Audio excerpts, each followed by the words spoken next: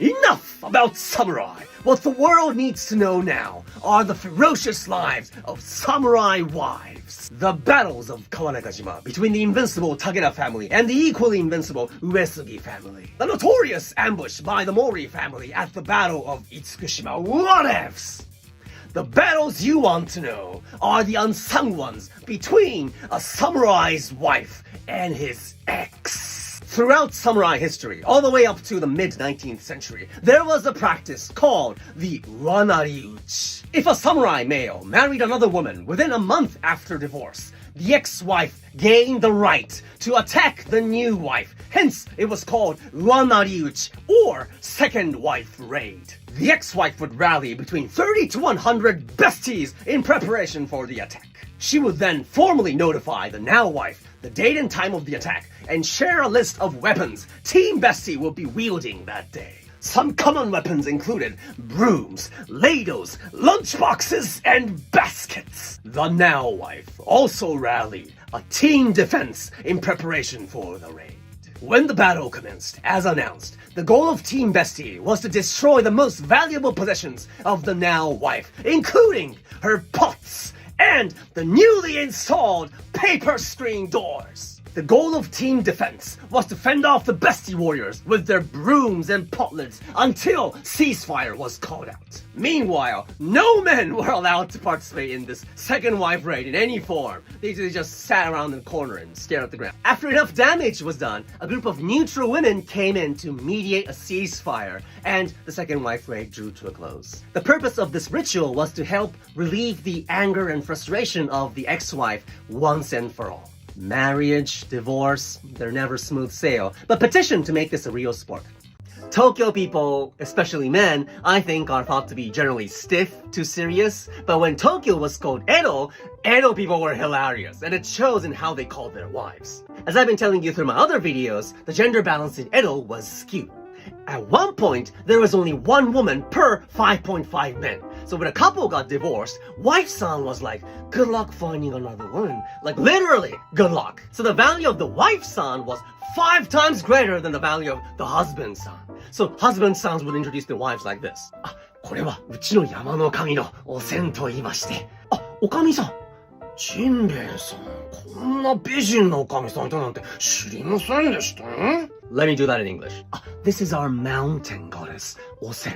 Mountain goddess, Sakichi-san, mountain goddess. Goddess さん、ジンベエさん。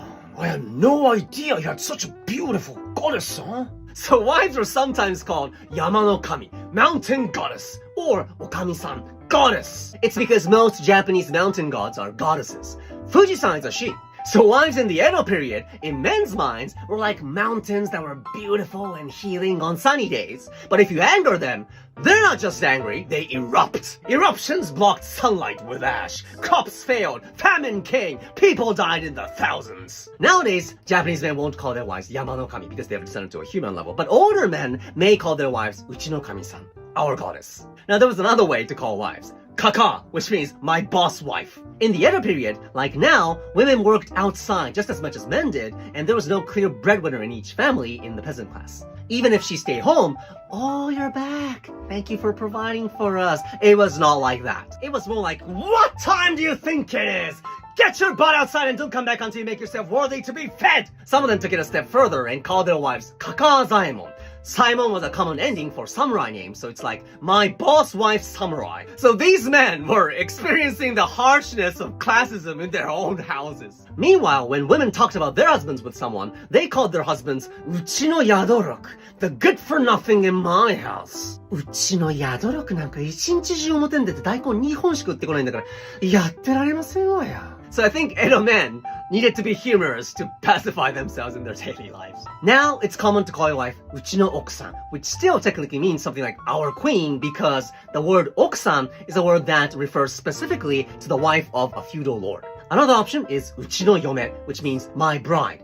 This was made common more recently by Japanese comedians who use this term to joke about their wives on TV. And the most commonly used one is Tsuma, wife. So the takeaway for today is if you climb Mount Fuji, don't piss her off.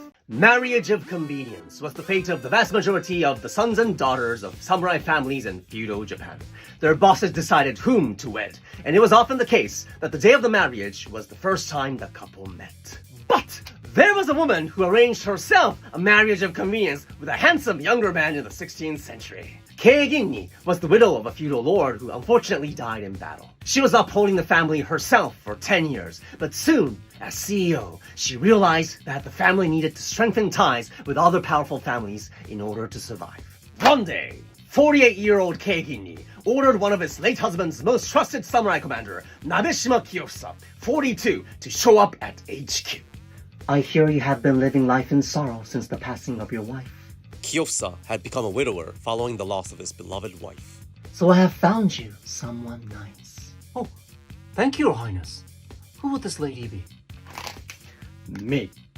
Report a few convenient days for the wedding. Kiyofusa didn't know what to do. He could just reply that he needs more time to consider, but disobeying his boss was not an option. A few days later, before Kiyofusa could give a formal reply, Keiginni delivered herself with a wedding procession and a surprise wedding took place. Keiginni didn't have a single son or daughter she could use for this political marriage, so she thought, hey, there's me. I'm not seeing anyone. I like Kiyofusa. Good looking. The family thrived, and Keiginni lived boldly up to the age of 92.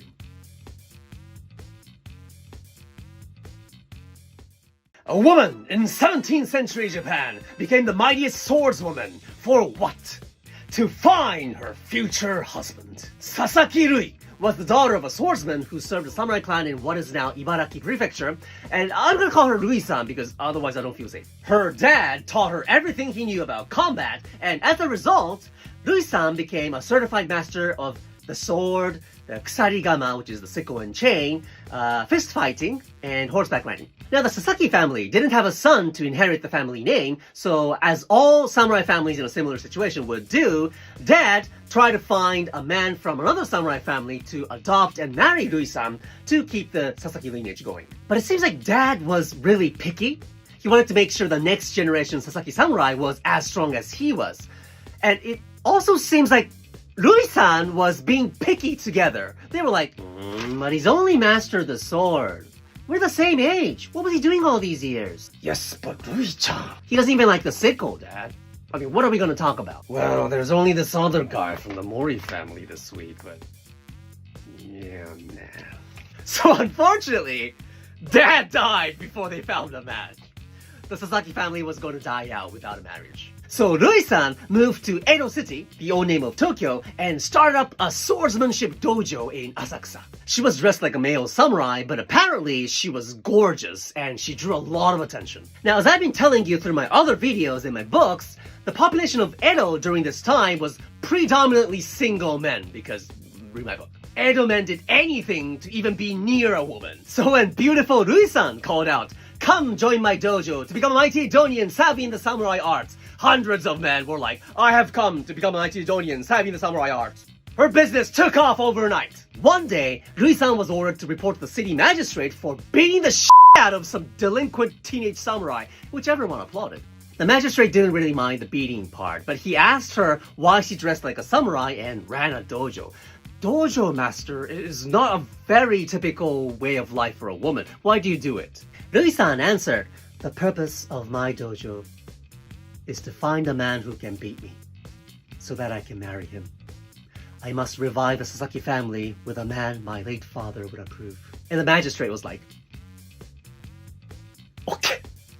もう全部 okay." He talked to a feudal lord, and feudal lord was also like, "Okay." And he introduced the mightiest samurai of his clan to Rui-san. They met, probably had a bout, and they got married. The Sasaki family was revived. So let us take a moment to send our prayers to her hundreds of apprentices who are apparently out of her league. In war-heavy 16th century Japan, the wife of a feudal lord substituted as a commander-in-chief and won the battle.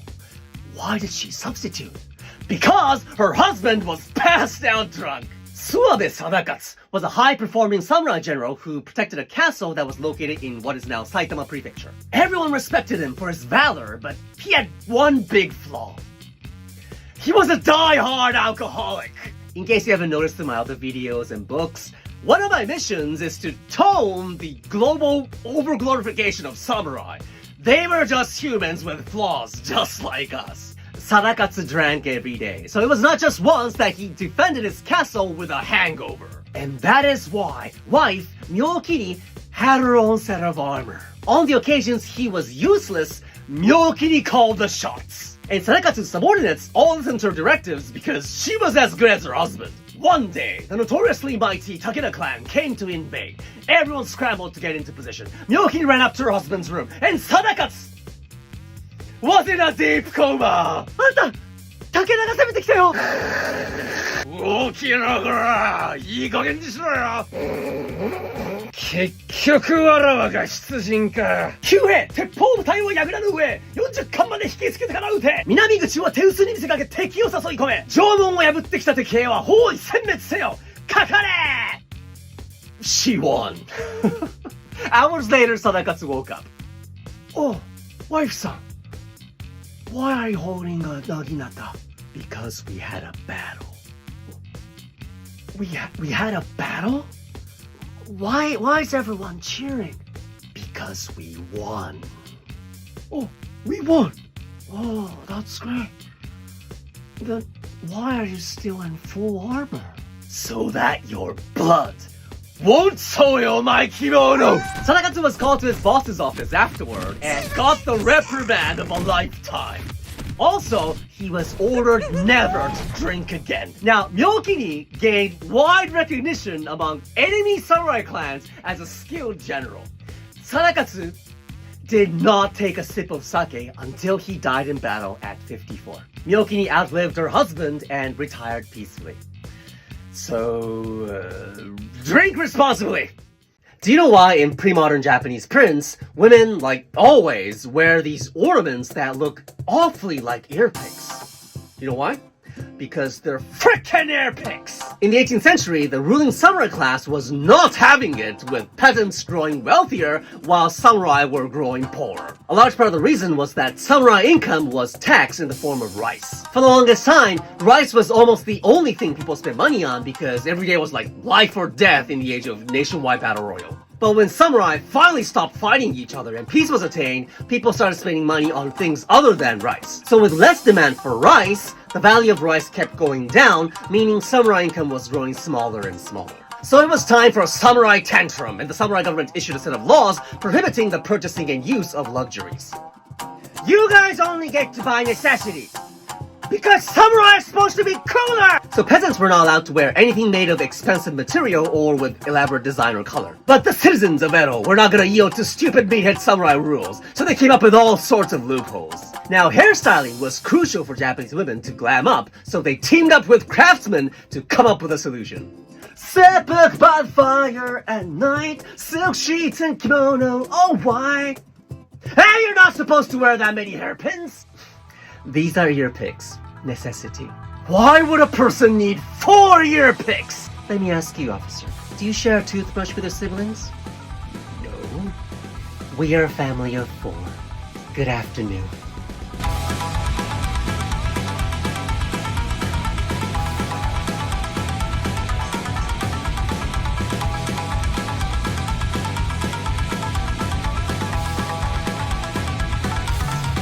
A peasant woman was deified in samurai-ruled 17th century Japan. For doing what?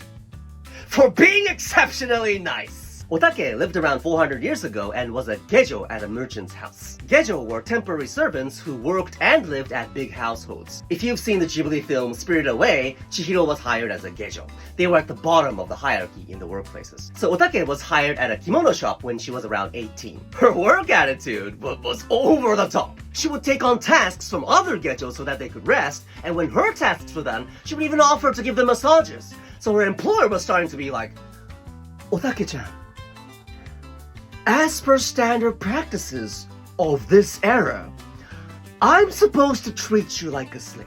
But your productivity is like higher than the entire gejo team combined.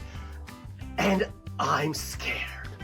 Because in Japanese folk tales, employers who exploit hard workers like you get massacred by karma. I would like you to rest. Otake was not just hardworking, her generosity was also over the top. Geisha received 2 meals a day from their employer, but Otake always gave her share away to the poor animals. For herself, she would set a bag made of cloth on the drain and collect the scraps of rice and veggies from everyone's plate and eat that after she dried it. So her employer was like, Otake-chan, I am terrified of you. At this rate, karma is going to give me a daily subscription of poetic justice in multiple flavors. And that's why, from today, your serving will be 5 times bigger. So please have some yourself. No, don't give it to the poor! Otake's fame went crazy. She was drawn on One Blood Prince and she became the face on kites. One day, a random mountain priest received a prophecy in his dream or something, which told him to visit Otake in Edo City because she was an incarnation of Buddha. So when he visited Otake's workplace and met with her employer, the employer was like, that makes sense! I knew it! I can't take this anymore. I can't have an employee who's a higher existence than myself and has a halo on her back. So he built a small temple next door and had Otake be the deity residence there. People came to visit her and pray before her every day. When Otake passed away, the mom of the 5th shogun, Tokugawa Tsunayoshi, made an altar for her. Now, Otake's altar is in Shinkoin Temple next to one of the shogun family's temples, Zojoji, in Tokyo.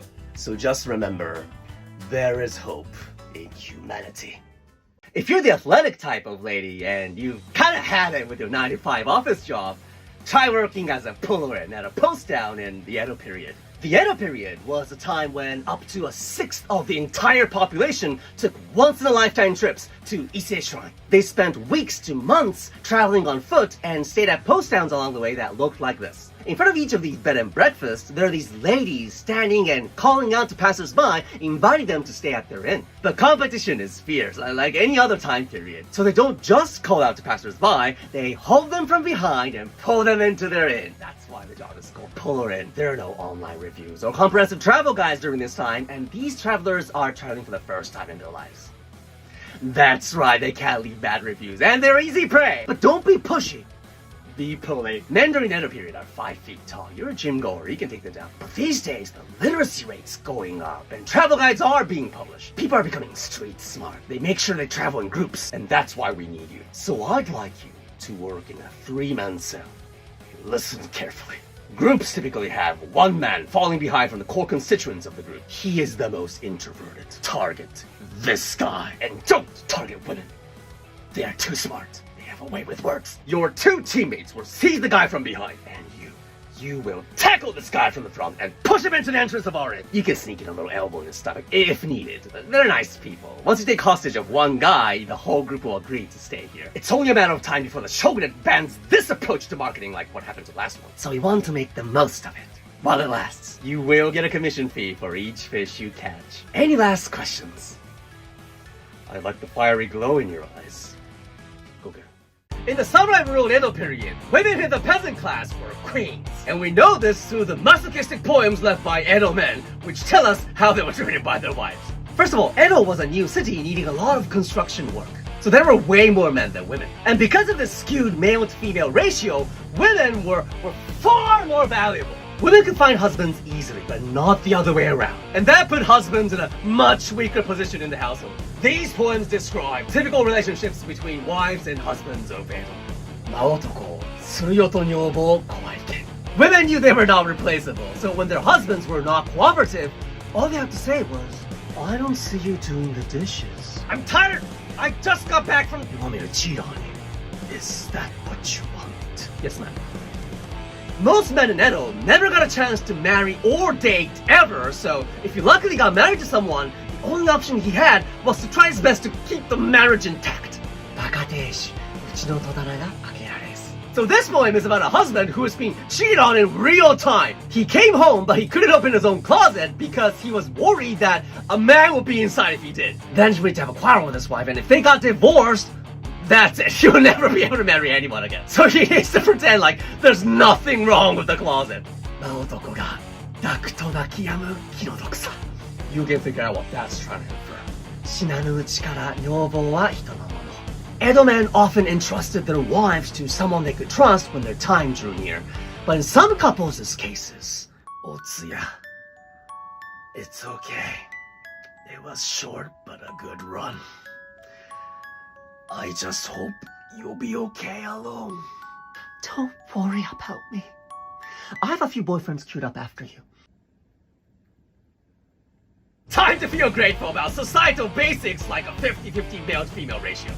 The first Japanese woman to climb Mount Fuji did it disguised as a man during a conservative time of samurai rule. Mount Fuji was a target of worship for many people, women included, in the city of Edo, which was the old name of Tokyo. But it was off limits for women due to several superstitious reasons. But one female worshipper, Takayama Tatsu, a 25-year-old woman of samurai lineage, was not satisfied with these circumstances.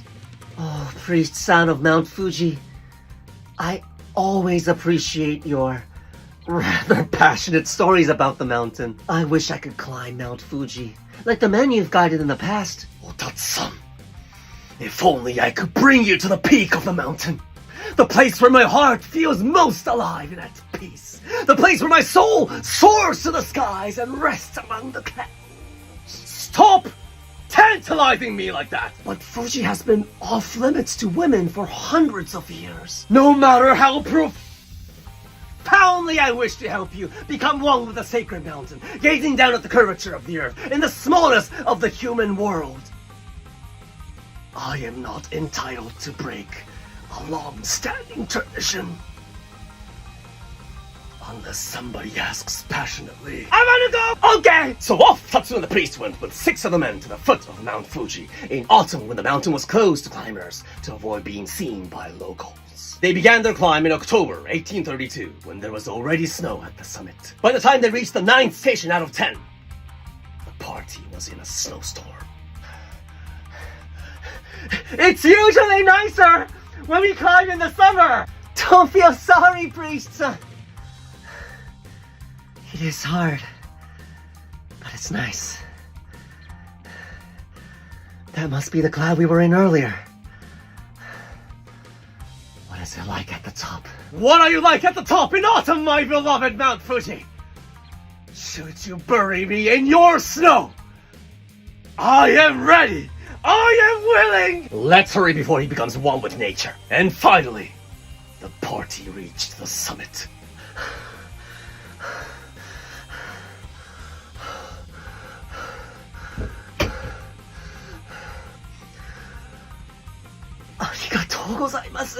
Otatsu-san, you did it. We must celebrate this historical moment. Please have my rice ball. Thank you.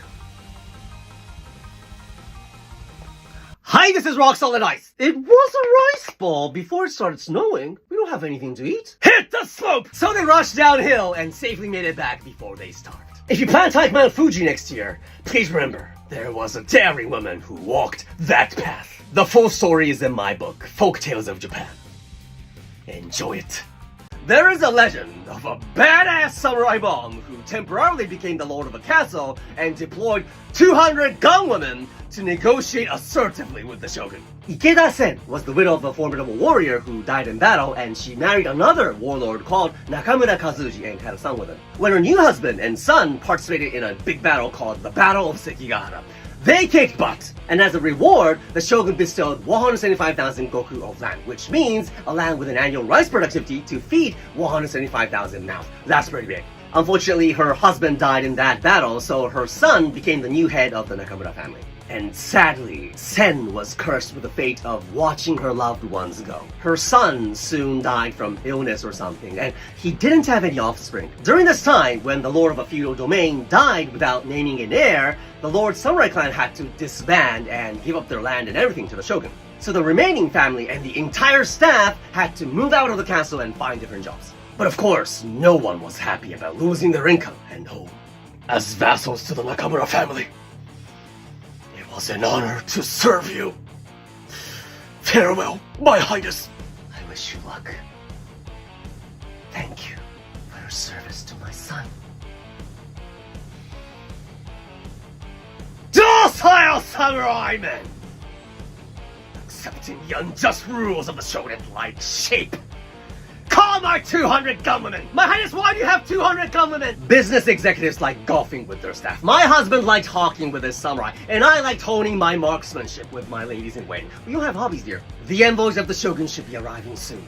Girls, show them some assertive communication. Good day, Mrs. Sen. May we first ask why we hear so much gunfire? Oh, we're just testing to make sure the 200 guns we'll be handing over to the Shogun do not malfunction. And why are there 200 ladies in beautiful kimonos, by the way, pointing matchlock guns at us? Oh, we're just demonstrating what we plan not to do should the great Shogun take away every penny from us, helpless women. Helpless? I see the word I did not associate with the ladies when I came in the room. If you would be so kind as to go back and inform the Shogun that we're preparing to hand over the castle without causing the scene, I would appreciate it. Such are women who survived the war-torn Sengoku Period, which shall I put an end to. Give her 10,000 Goku as the severest pay. I will miss these kinds of women. So, Mrs. Sen got what she wanted and lived a peaceful retirement life. What kind of retirement hobby did she take up? I don't want to know. I must tell the story of a lion-hearted, boss lady wife of a warlord from 16th century Japan because heartthrob! Nabeshima Naoshige was a samurai commander defending his feudal domain from invaders in 1569. And one day, he brought his troops to a colleague's manor to rest after a battle. Now, these hundreds of men are hungry, so the ladies-in-waiting of the house started grilling sardines on a charcoal grill. But imagine barbecuing on just one grill while hundreds of guests await with their paper plates. We have no right to complain as guests, but it's been 30 minutes. How many fish have we grilled? 2.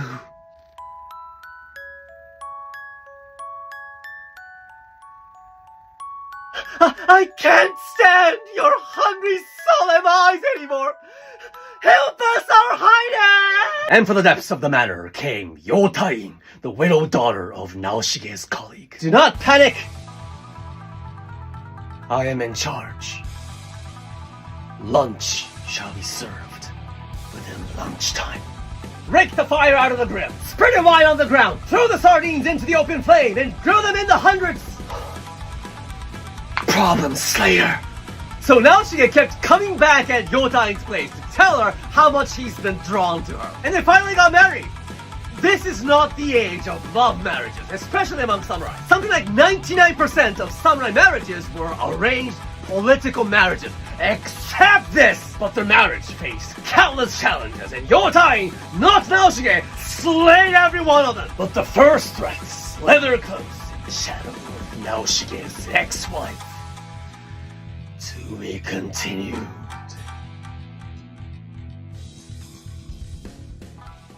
Some samurai wives in the 16th century were true boss ladies, and Otake is remembered as a problem slayer. Here's part 2 of her story. Samurai commander Nabeshima Naoshige fell in love with Otake at first sight of her boss lady leadership skills, and they got married when Naoshige was 32 and Otake was 29. They were happy as a clam. But there was a problem. Naoshige had just gotten divorced because his father-in-law was another warlord and he betrayed Naoshige's feudal domain. Marriages between samurai families were like the business affiliation contracts of today, so it was like the contract was terminated. So Naoshige had to divorce his wife Keieni and have her return to her home domain. But this ex-wife was furious when she found out that Naoshige had found a new wife shortly after the divorce. So she declared a Uwanari-uchi on Otake.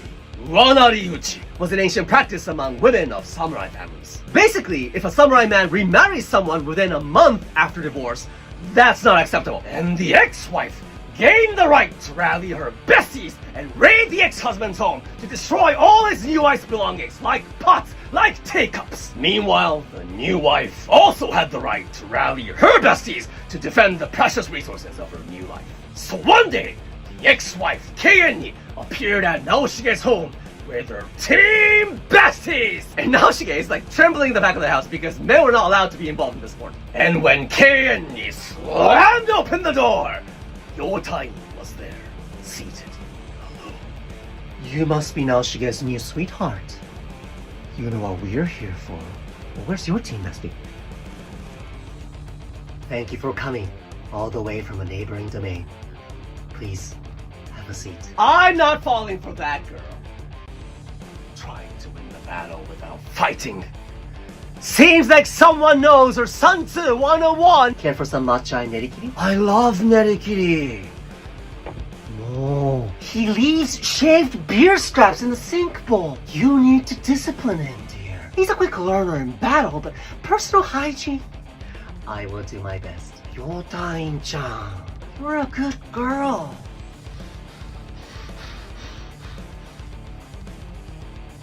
Why is there no commotion? Where's ex-wife-son? She went home. She said she'll come back if somebody doesn't keep the sink bowl clean. Signing up for permanent hair removal right now! So the Uwanari-uchi did not happen because the war cannot be fought when there is no enemy. But little did Yotai know that a powerful and lustful lord had caught use of her beauty and intelligence, jeopardizing her marriage. To be continued. What does it take for happy marriages to last? The life of a samurai wife from the 16th century sheds light on this ever so important question. Today I bring you the grand finale of the Boss Lady trilogy, the tale of the problem slayer, Yotai.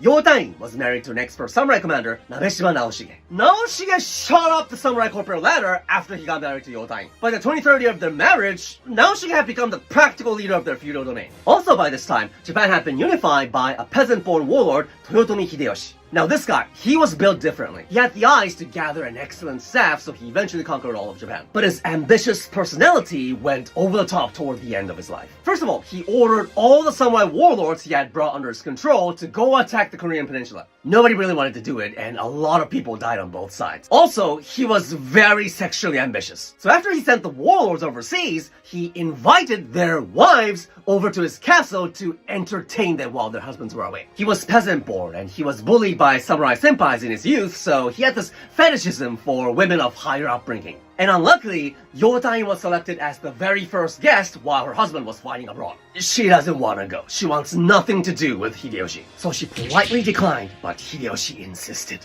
This is not an easy situation. Hideyoshi is the boss of all warlords, and he is an You don't know what he would do to Yotai if they meet. But if she refuses and angers him, you don't know what he might do to Naoshige. So Yotai thought, and came upon a solution.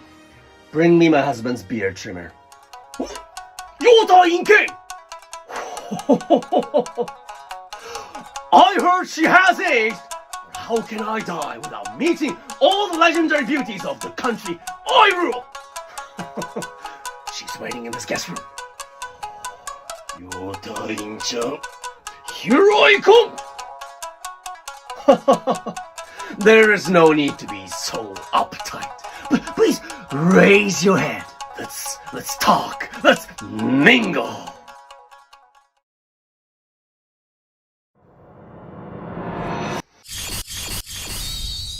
Is there something wrong with my hairline? No, ma'am. I think what was wrong was my abusive approach to the subjects of my rule. You can go home now. Never mind. So Hideyoshi cancelled all the invites he had sent to his warlords' wives, perhaps realizing how damaging they were to his reputation. After that, Yotai and her husband, Naoshige, lived a happy retirement life. Naoshige died at 81, Yotai died at 88. She was so popular from her subjects that, upon her death, one samurai vassal killed himself. And everyone was like, hey, you didn't do that when Naoshige died! So there you have it. I hope you enjoyed the story of a woman who owned her life.